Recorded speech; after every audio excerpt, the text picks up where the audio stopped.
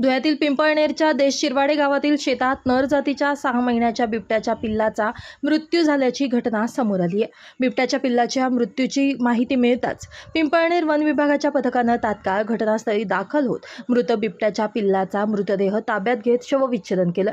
अन्न पाण्याच्या शोधात गावात आलेल्या बिबट्याच्या पिल्लाचा उष्माघातानं मृत्यू झाल्याचा प्राथमिक अंदाज डॉक्टरांनी वर्तवलाय।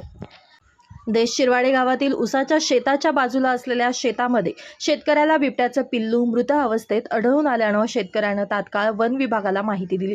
बिबट्याच्या पिल्लाच्या मृत्यूची बातमी गावात वाऱ्यासारखी पसरताच गावातील ग्रामस्थांनी घटनास्थळी मोठ्या प्रमाणात गर्दी केली होती।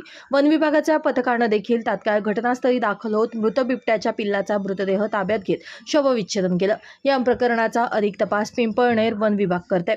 पिंपळनेर भागात बिबट्या आढळून आल्याच्या अनेक घटना घडल्यात। अनेक वेळा विहिरीत तसेच वेगवेगळ्या ठिकाणी बिबट्यांचे मृतदेह देखील आढळून आलेत। यामुळे शेतकऱ्यांनी शेतातील विहिरींना कथडे उभारण्याची मागणी जोर धरू लागली आहे। मात्र जंगलातील बिबटे गावात का येत आहेत, नेमकं त्यामागचं कारण काय, याचा तपास वन विभागानं करणं गरजेचं आहे असं मत शेतकऱ्यांकडून व्यक्त केलं जात आहे। Bureau report, Lumbini news, Dhule.